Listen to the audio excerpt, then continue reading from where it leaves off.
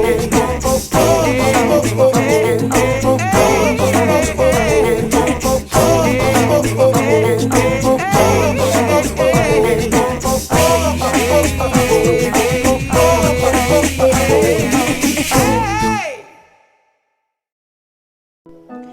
guys, in today's video, I'm going to be sharing with you maintenance projects and improvements that we've made over the last 12 months.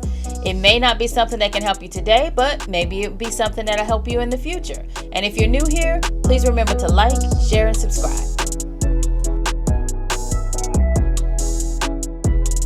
Okay, y'all, I'm going to start right here at the steps. You know how when you open the door, they do this?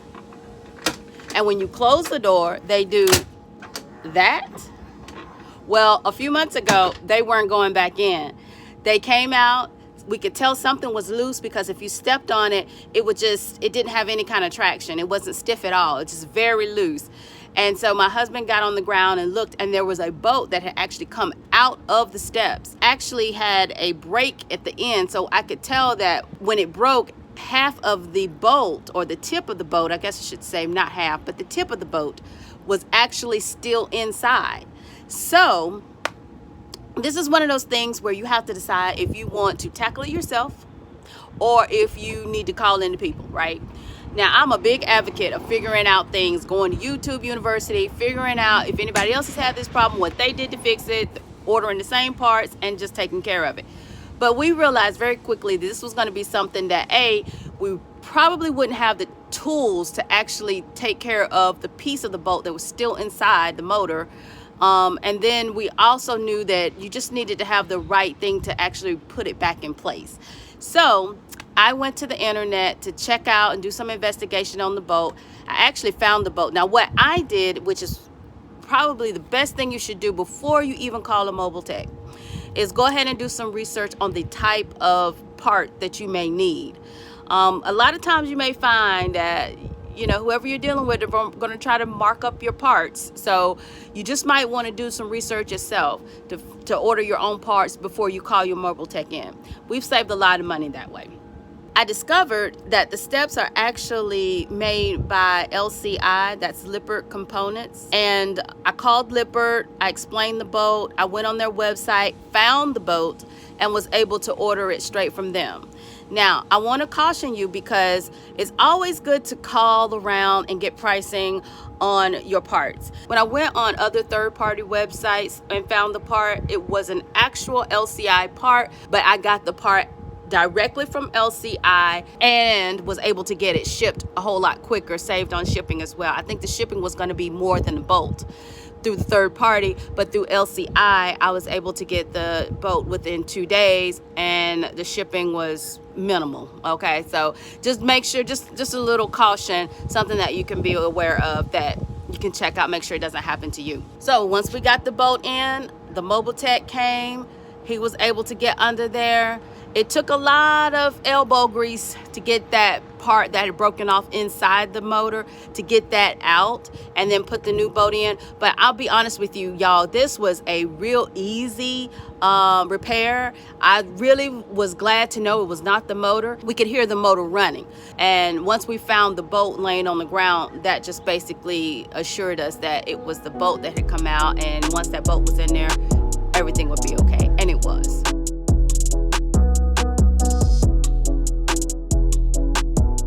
So now let's talk about this generator.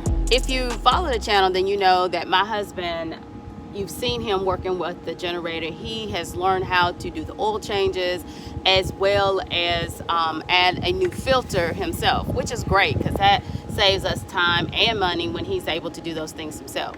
But a few months ago, it totally was doing something really strange. The generator would start, it would come on just fine, it would run for probably about 10 minutes, and then it would go out. It would just totally stop. And we couldn't figure out what was going on, why it would just all of a sudden just shut down after about 10 minutes. And it would, again, crank just fine, run just fine, but 10 minutes later, it would just shut off. I did some research online, come to find out that these generators do have codes on them or have a way to signal what's going on with them, so you can know. It's just kind of like when your check engine light comes on your car, and you can take it and let someone read the code and kind of tell you what's going on. Well, this will actually tell you what is, well, I guess I should say it.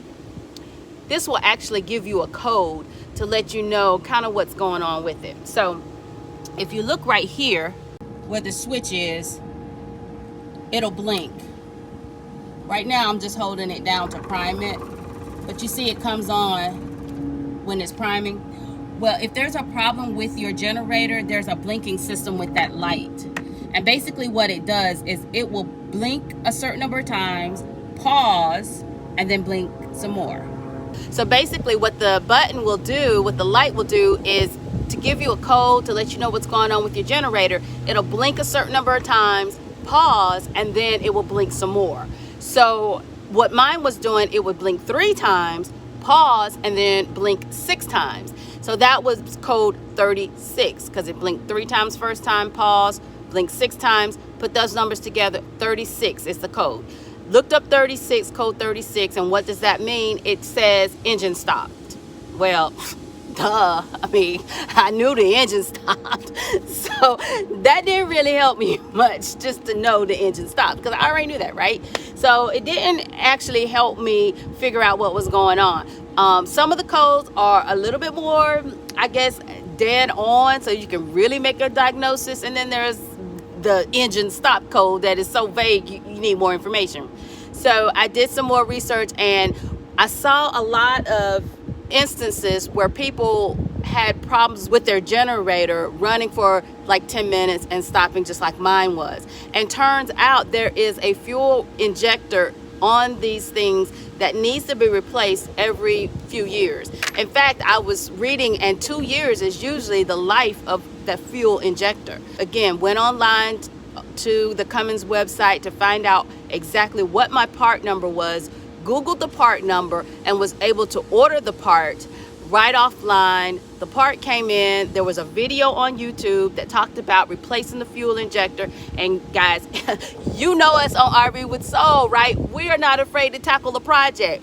We will do it. So my husband got familiar with the way the thing was set up. He crawled under the RV, and he actually put the fuel injector on the generator himself. And we have had not one problem since.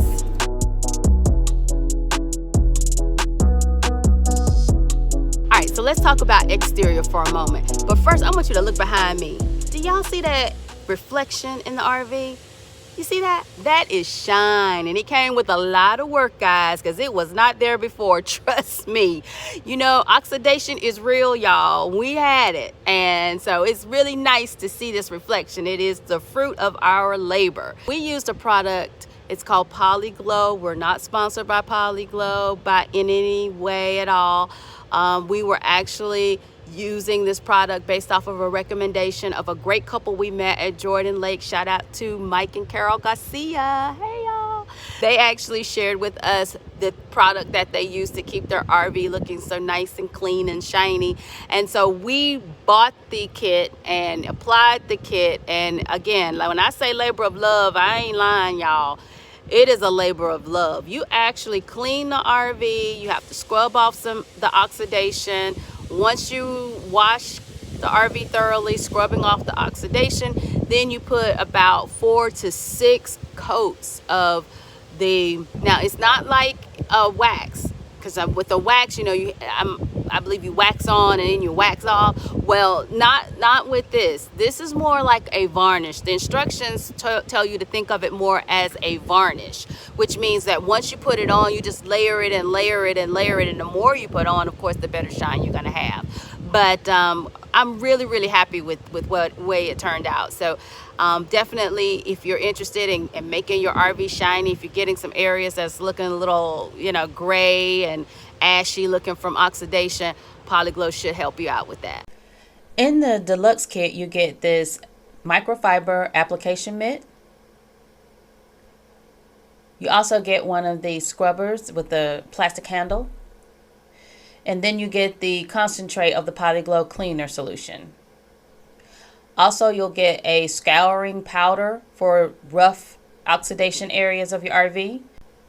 And then you get the actual polishing solution. And I actually bought an extra one and an extra mitt because I didn't run out in the middle of the project. You also get a couple of these 3M cleaning pads that you use to remove the oxidation. And I'll put a link in the description below. All right, y'all, let's talk about the ladder. So you know these things right here that actually attach the ladder to the RV? Where they were kind of weak and just feeling a little suspect, as if they were trying to make somebody fall, and you know we can't have that. So what we did was I went online, I ordered new parts, these right here, and I needed 6 of them to go from the top all the way to the bottom. It was important to have our ladder really sturdy, not just for climbing, but we also have a bike rack that we put our bikes on. We just wanted to make sure that everything was tight, secure, and safe. So to be safe, we decided to go ahead and replace all of these from the top to the bottom, and now the ladder is really sturdy.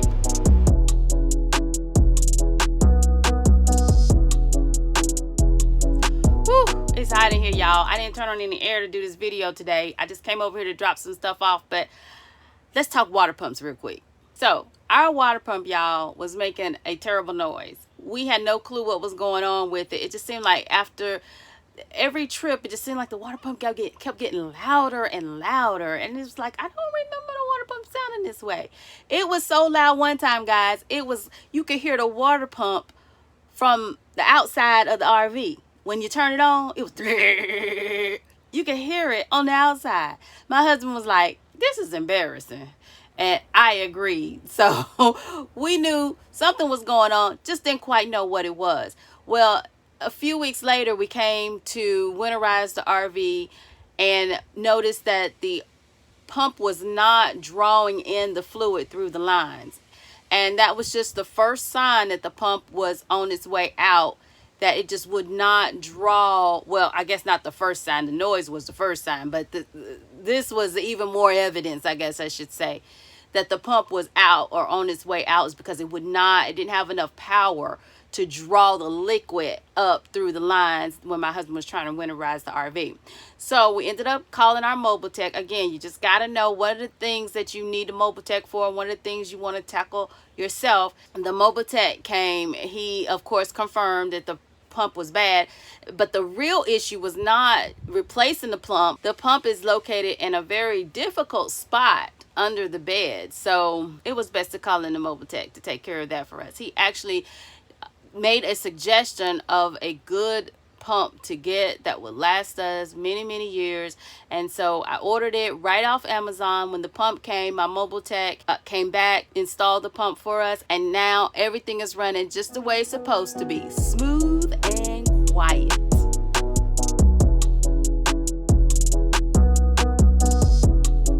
Okay, so this is more like a modification that we made, okay? This is actually one of the things that I did not like about my RV. That's a good idea. Things I like about my RV and things I don't like about my RV. I might put that together for you guys. But today I'm going to tell you about what I had to do for my storage, y'all.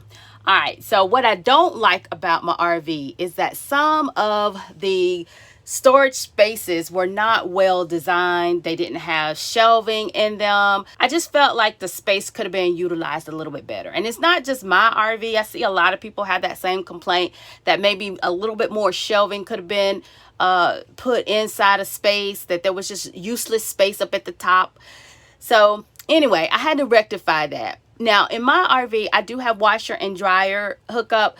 I opted not to have the washer and dryer. And the reason why is because we are part-timers. I just feel like if there's something that needs to be washed, it can wait till we get home. I'm not trying to be out on the weekends while I'm RVing and washing clothes. Now, that may change if we become full-timers or if we go on a very long trip. You know, it may be different. But, you know, right now, I just didn't feel like I needed it. I really needed that space, the closet that was for the washer and dryer, to actually be for storage, for some chairs and some of my tents and all of the things that we take that we need to have a place for. So I use that closet. Now, this closet could have been for clothing. You could use it. It had a rack across the top.